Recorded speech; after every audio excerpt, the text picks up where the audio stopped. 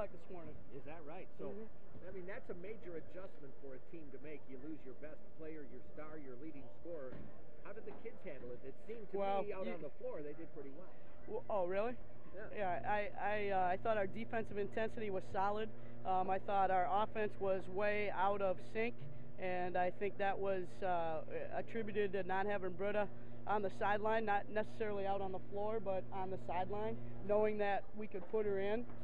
But this is this is a great challenge, and that's what we talked about. We've run into a little bit of adversity here over the last 3-4 games with kids with injuries, sickness, and our slogan is many hands, one mind, and we just looked at this as another challenge and get out there on the floor and compete without Britta. And I thought our kids, for the most part, our defensive intensity was solid. Our offense, we just really never got into a rhythm. I mean, I think we shot 30% in the first half at home. Oh, goodness. Well, okay, I'll agree that the offense might bog down, but don't you expect that a little bit with your leading scorer out, or you just expect to pick up? No, I expect for us to pick up. I really do. We compete against quality kids every day at practice, and I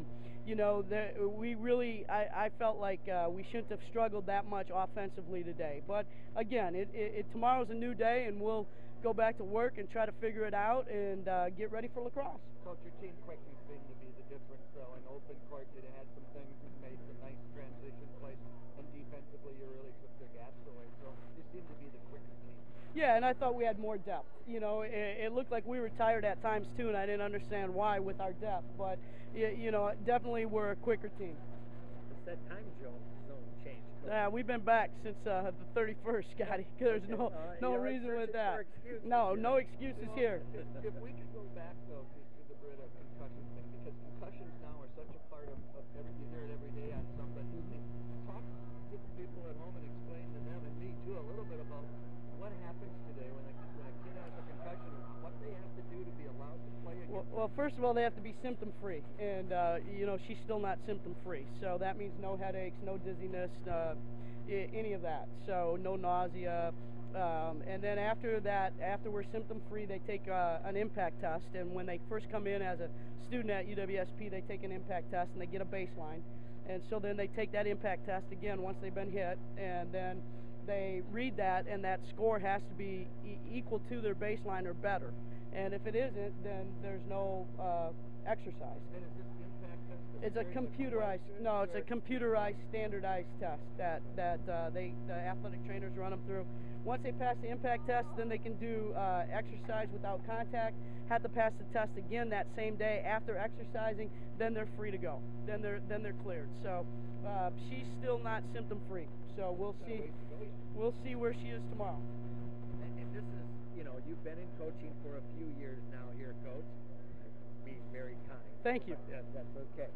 But seriously, this is kind of a new thing, as John was alluding to. So things that coaches have to learn to get accustomed to. I mean, we had Josie got popped in the nose out west and only played 9 minutes, and it took her a week before she was, rid of her symptoms. So, we got Josie back, and then we lose Britta. But it's part of the game, and there's no way we would ever jeopardize a kid out there on the floor. I don't care what we were playing for.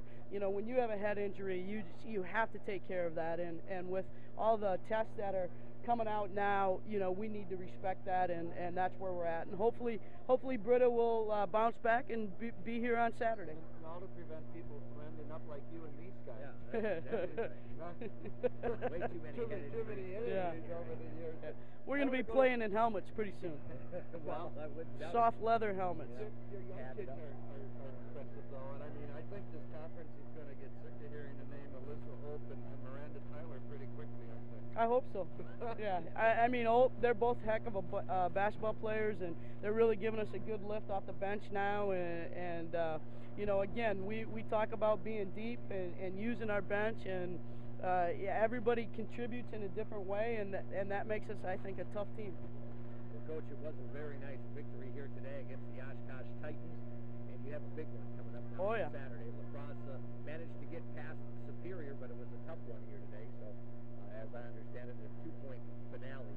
I think that's what they said.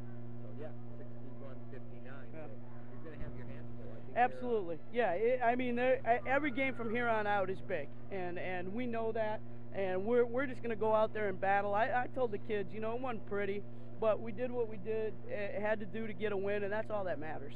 You know, we'll fix it tomorrow. Enjoy this one. You know, they competed, and they played hard, and that's all I can ask for them. Sometimes it's going to look a heck of a lot nicer than it did here tonight, but we still came out with more points, and that's all that matters. Yeah, that's a fact. Coach, congratulations, and we're looking forward to Saturday already. All right, thanks, guys. All right.